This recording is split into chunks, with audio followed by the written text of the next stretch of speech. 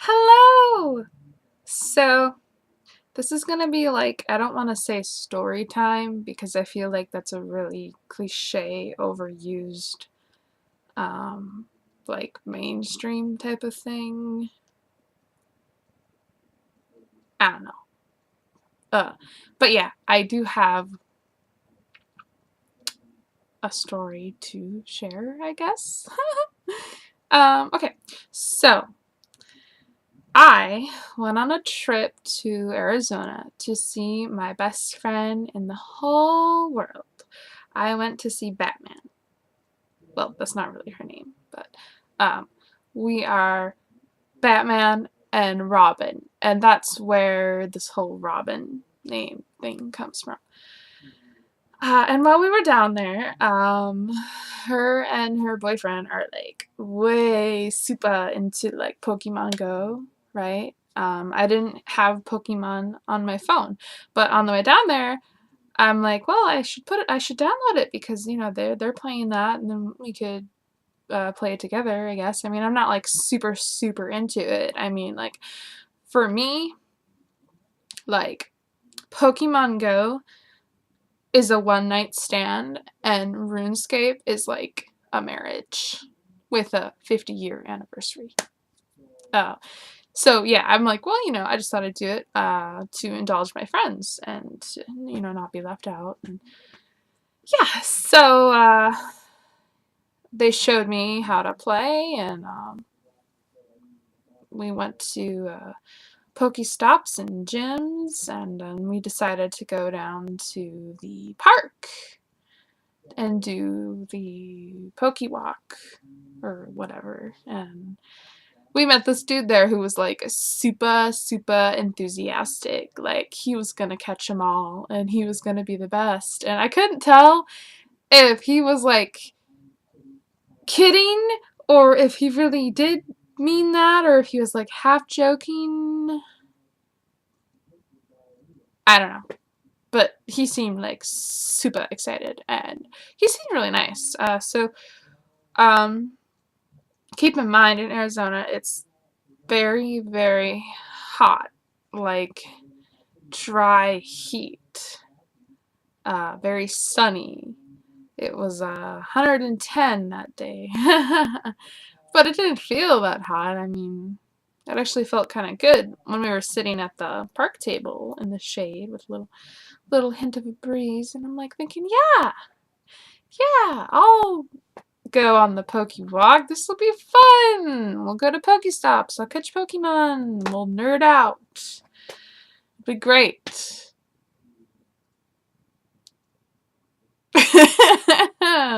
So, we start walking, and it's like, fun at first. We stop at a few Pokestops, but I noticed that my phone is starting to get like really, really hot. Like so hot, like I can't even like touch it. And it's on low battery, so it's not all the way up in contrast, and I can't see what I'm doing. I'm trying to hold it a certain way, and and I finally just gave up, and I put it in my pocket, like in my breast pocket on my tank top, and it started to burn my boob. Okay, so I'm at the point where I'm like super out of shape. Like I'm very plumptuous. It's 110 degrees. I'm not used to walking so far. We didn't even walk that far. And I'm like sweating, and like my face is probably like the color of a tomato, and like trying to keep up, and take a break. I take a break underneath a tree in the shade, and I'm just like sitting there, and I start to feel like really very sick.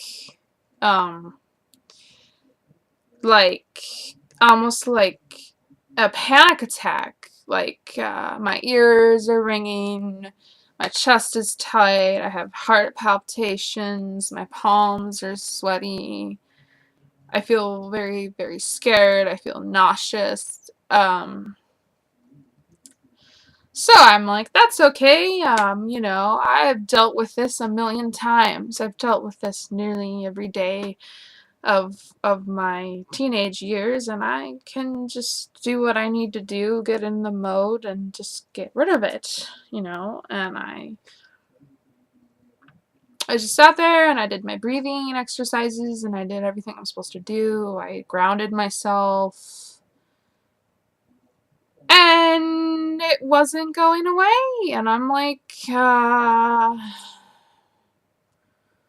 maybe, maybe this isn't a panic attack. Maybe this is something else. What should I do? And I didn't tell anyone that I thought I was having a panic attack. You know, pretty good at, you know, just suffering in silence. But I honestly thought I would be fine, but I wasn't. So I was like, well, maybe I just need to cool off. Maybe I need to drink Gatorade, or I don't know. And I kept drinking this Gatorade that her boyfriend bought me. He kindly bought me this flavor I wanted to try in a nice huge bottle, and I was drinking it. And I kept drinking it, and I'm like, I knew I needed to drink water, right? So, she comes back to check on me or come get me or whatever, and we start walking back, and we decide that we're just gonna go the short way since I'm feeling sick. Uh, but I don't really make it. I stopped at this, not a tree, I don't know what it was. It was a pole in the ground made out of wood, I don't know. A fence, part of a fence, I don't know. And I'm just like, I don't feel so good. I don't feel good at all. And I start to hurl. I'll tell you something. I'm never drinking that green Gatorade ever again. Ever. And I'm like hurling and sorry. And I started to say some like really crazy shit. And I don't remember everything I said.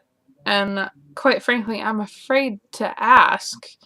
We can only hope that I wasn't rude to anyone or mean. Hopefully not. I told my friend, I said, I love you so much, I would be crucified for you.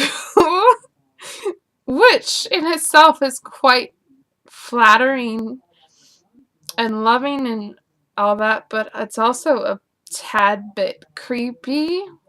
Uh, and she just laughed. And then a few minutes later, I said no, I didn't, no. He said, don't pass out, I can't carry you back to the car. And I'm thinking, like, oh, that's fine, because, or I was thinking, well, my dad would, or I don't know, I was thinking, like, something weird. So then I said, don't worry, my dad will come get me. And they're just like, what? Your dad back in Minnesota? And I'm like, yeah. Like my dad at home, yeah, he would come get me if I was on the moon. And everyone's just like standing there and they're just like, she's lost her mind. And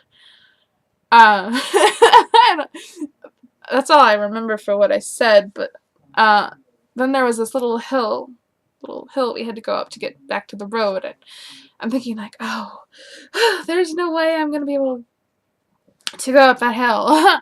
So I start praying to God. Like, I started praying to God.